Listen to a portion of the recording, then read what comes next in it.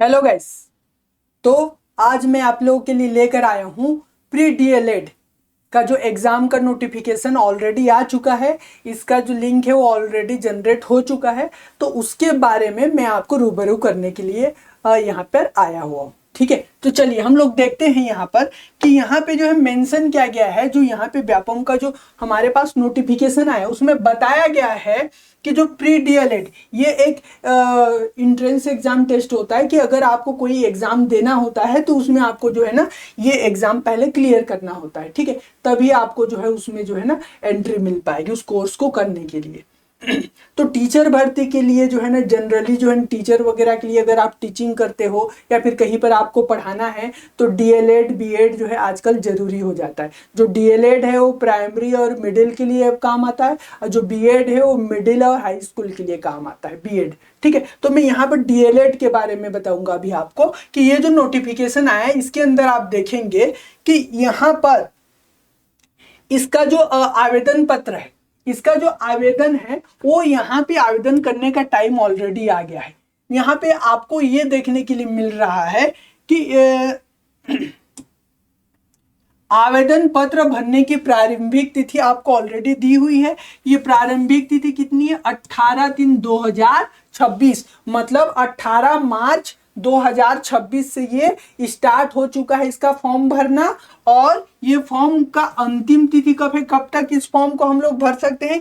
इस फॉर्म को जो है हम लोग भर सकते हैं 4 अप्रैल 2026 तक हम लोग जो है इस फॉर्म को भर सकते हैं। ठीक है, तो इसको आप ध्यान दीजिएगा। आज 31 मार्च हो चुका, अगले 13 दिन आप लोगों के पास बचे हैं इस फॉर्म को भरने के लिए। शाम के 5 बजे तक जो है इस फॉर्म को हम लोग भर सकते हैं। ठीक है, और इसमें जो है ना इसको सुधार करने के लिए 2 दिन का और समय आपको दिया जाएगा। देखो त्रुटि सुधार जो है 14 से लेकर जो है 16 तारीख तक जो है आप त्रुटि सुधार कर सकते हैं। 14, 15, 16 3 दिन जो है अगर फॉर्म में कोई गड़बड़ी होती है, किसी भी प्रकार की त्रुटि होती है तो उसको सुधार करने के लिए 3 दिन का समय दिया गया है। और परीक्षा की जो संभावित तिथि है, संभावित तिथि परीक्षा की जो तिथि है 4 जून दिया गया। ठीक है, मैं यहाँ पे लिख देता हूं 4 जून, 6वां महीना 4/6/2026, मतलब 4 जून को दिया है। और कब दिया है? यहाँ पे गुरुवार को। आप देखेंगे कि जनरली व्यापम पीएससी जो भी एग्जाम्स लेते हैं वो अपने एग्जाम जो है ना ज्यादातर जो है ना सैटरडे और संडे को कंडक्ट कराते हैं। लेकिन ये जो एग्जाम होगा प्री डीएलएड का उसके लिए संभावित तिथि दिया हुआ है 4 जून को, जिस दिन आपका गुरुवार, जो आपका गुरुवार पड़ रहा है। ठीक है, अब हम लोग आगे बढ़ते हैं। परीक्षा का जो समय होगा 10 से लेकर 12 बजे के बीच में रहेगा। 10 बजे से लेकर 12:15 तक रहेगा, 12:15 बजे तक।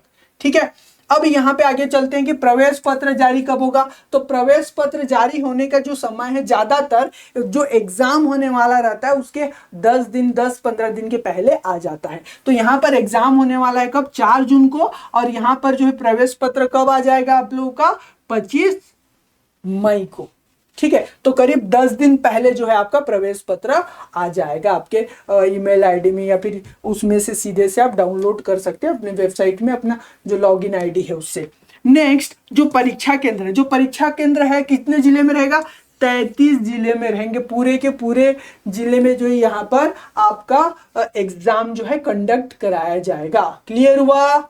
चलिए अब हम लोग इसके आगे पढ़ते हैं। इसमें आगे और क्या क्या चीजें दी हुई है, बाकी कुछ मैं बेसिक चीजें बता देता हूँ। जब आप फॉर्म भरते हैं तो ध्यान से फॉर्म भरिएगा। ठीक है, क्योंकि कुछ त्रुटि होगा तो उसके लिए फिर सुधार करेंगे, फिर प्रॉब्लम जाएगा। ठीक है, और भी कुछ चीजें हैं आगे हम लोग देखते हैं यहाँ पे क्या क्या चीजें दी हुई है। पहला पॉइंट क्या बोला? अभ्यर्थियों की सुविधा की दृष्टि से व्यापम ने आवेदकों के प्रोफाइल रजिस्ट्रेशन की व्यवस्था व्यापम पोर्टल पर की है। करने के बाद विशेष के लिए आवेदन है तो बार बार जानकारी भरनी होगी। प्रोफाइल रजिस्ट्रेशन पंजीकरण से जाहिर सी बात है आप अपना जो है ना रजिस्ट्रेशन कर सकते हैं व्यापम पे, अपना प्रोफाइल रजिस्ट्रेशन, उसके बाद जो है आगे का प्रोसीजर उसमें कर सकते हैं। ठीक है, जो इंपॉर्टेंट है वो चीज मैं बता दे रहा हूँ, बाकी सबको पढ़ने की जरूरत नहीं है। आवेदन तिथि ठीक है, अभ्यर्थी 3 दिवस का समय त्रुटि सुधार नहीं है, मैं ऑलरेडी बता दिया हूँ। सबमिट बटन सबमिट बटन दबाने के बाद ही, अच्छा जब आप फॉर्म भरेंगे पेमेंट हो जाएगा, तो इसका मतलब ये नहीं कि आपका फॉर्म भरा गया, लास्ट में पेमेंट होने के बाद वापिस आपको हो जाना है अपने जहाँ पे फॉर्म भर रहे हैं उसके डैशबोर्ड में, और वहाँ पर एक सबमिट बटन आएगा। उस सबमिट बटन को जब आप क्लिक करेंगे तब जाके फाइनली आपका फॉर्म सबमिट होगा। ठीक है, यहाँ पे ये चीज जो है बोला गया। नेक्स्ट पॉइंट यहाँ पे देखते हैं और क्या क्या बोला गया है। यहाँ पे ये सबमिट बटन का हो गया, और ये सभी चीजें आपको इसका जो ऑफिशियल और भी ज्यादा जो डिटेल्स है वो cgvyapam.cgstate.gov.in में आपको इसकी पूरी जानकारी मिल जाएगी अगर आप और डिटेल लेना चाहते हैं तो। ठीक है, बाकी यहाँ पे फोटो का साइज, आपका सिग्नेचर का साइज ऑलरेडी दिया हुआ है, तो इसको ध्यान रखिएगा। जो अधिकतम साइज है वो 100 के भी होगा, न्यूनतम साइज 50 के भी होगा। किसका? आपके फोटो का हल्के रंग के बैकग्राउंड वाले फोटो रहेंगे। ठीक है, और यहाँ पर जो हस्ताक्षर है, हस्ताक्षर का कितना होगा? मैक्सिमम 100 के भी और मिनिमम 50 के भी, दोनों सेम चीज दिया है। मैक्सिमम 100 के भी और मिनिमम 50 के भी आपका फोटो और सिग्नेचर दोनों रह सकते हैं इसमें। ठीक है, नेक्स्ट पॉइंट की ओर हम लोग आगे बढ़ते हैं। नेक्स्ट पॉइंट में इसमें क्या बोला है? इसमें बोला है कि परीक्षा शुल्क के संबंध में दिया है। ठीक है, चलिए देख लीजिए। इसमें परीक्षा शुल्क सामान्य वर्ग के लिए 200 रुपए है, मतलब जो जनरल है, जनरल के लिए कितना पे करना पड़ेगा? 200। अन्य पिछड़ा वर्ग के लिए कितना है? 150। ठीक है, ओबीसी वगैरह, ओबीसी के लिए, और अनुसूचित जाति के लिए 100 रुपए ये फीस चार्ज किया। देखिए इसमें क्या लिखा है कि अभ्यर्थी ऑनलाइन आवेदन करते समय निर्धारित परीक्षा शुल्क का भुगतान ऑनलाइन पद्धति से करना है।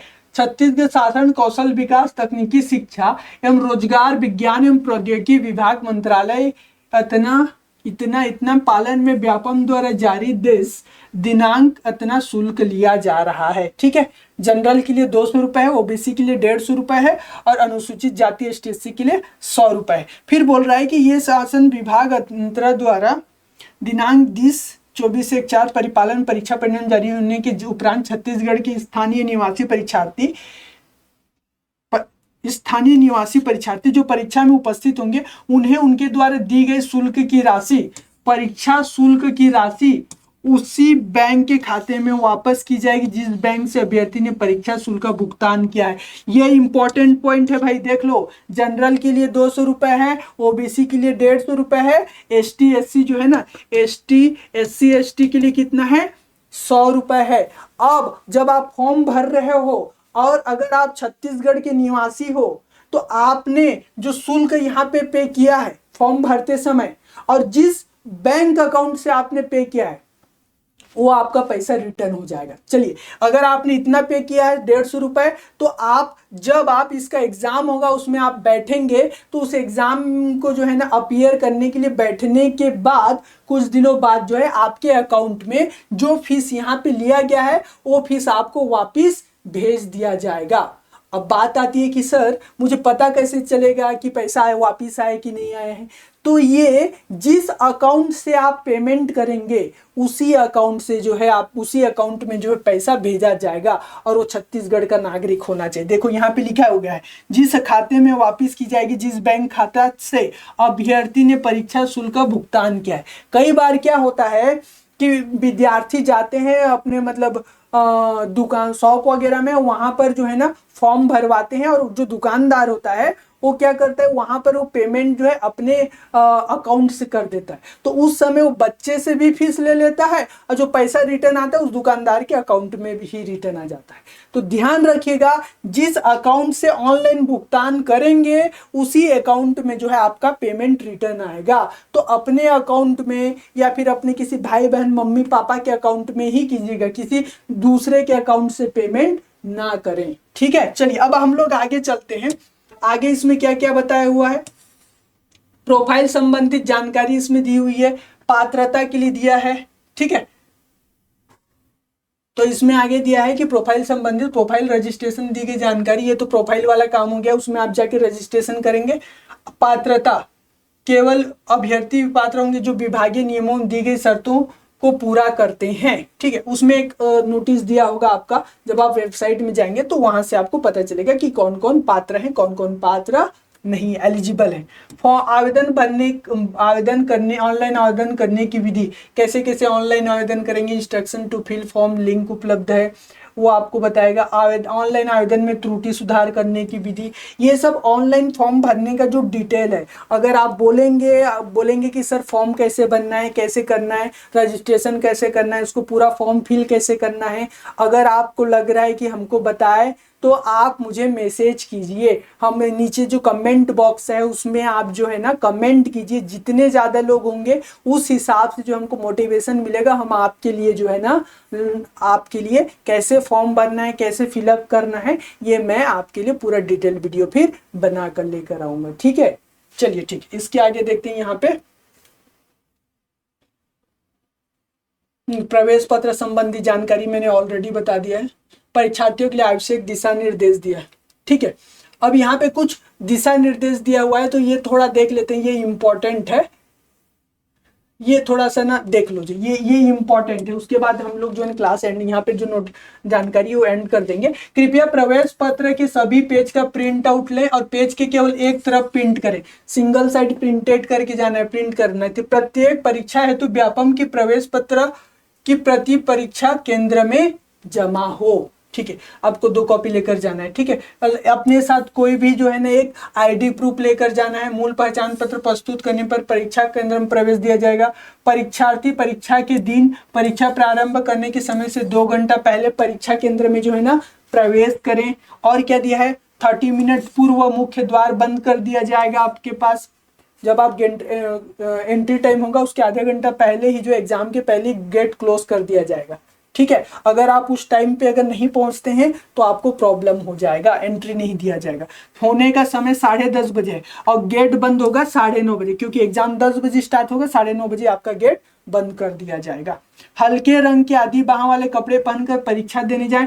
काले, गहरे नीले, गहरे हरे और जामुनी, मैरून, बैंगनी रंग, गहरे चॉकलेटी रंग के कपड़े पहनना वर्जित है, ये सब कपड़े नहीं पहनना है। ठीक है, फुटवियर के रूप में चप्पल पहने।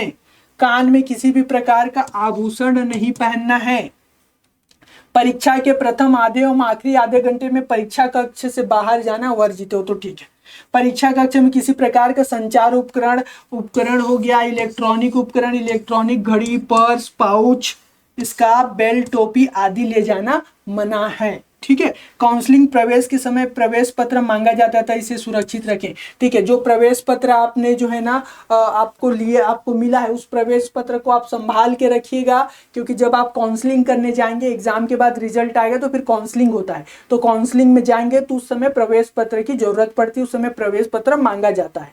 ठीक है, तो आप इस प्रवेश पत्र को अपना संभाल के रखिएगा। ठीक है, चलिए हम लोग अब आगे देखते हैं। यहाँ पे नेक्स्ट पॉइंट दिया हुआ है कि निर्देशों का पालन न करने पर अभ्यर्थी परीक्षा देने से वंचित किया जाएगा। ठीक है, धार्मिक या सांस्कृतिक पोशाक वाले अभ्यर्थियों को परीक्षा केंद्र पर सामान्य से पहले रिपोर्ट करना होगा, अतिरिक्त सुरक्षा जांच गुजरना पड़ेगा। ठीक है, जो भी मतलब सांस्कृतिक कोई पहनावा है, किसी का सांस्कृतिक कपड़ा पहनावा है, ओढ़ना है, धार्मिक कपड़ा लस्ता पहनना ओढ़ना है, तो उसको जो है ना समय से पहले ही जाके जो है वहां पर जो है सेंटर में जो है अपना आप चेकिंग करवा सकते हैं। उनको थोड़ा अच्छे से चेक करने के बाद ही अलाउ किया जाएगा। ठीक है, हेल्पलाइन संबंधी है, यहाँ पे परीक्षा में प्रवेश है। ठीक है, ये इंपॉर्टेंट है, ये चीज थोड़ा ध्यान दीजिएगा। परीक्षा कक्ष में प्रवेश पत्र पर अभ्यर्थी केवल निम्नलिखित सामग्री लाए: प्रवेश पत्र, काला या नीला बाल पॉइंट और फोटो युक्त पहचान पत्र के रूप मतदाता पहचान पत्र, आइडेंटिटी। ठीक है, ये 3 चीज लेकर आए। ठीक है, मूल पहचान पत्र के अभाव में परीक्षा के अंदर प्रवेश नहीं दिया जाएगा। क्लियर हुआ?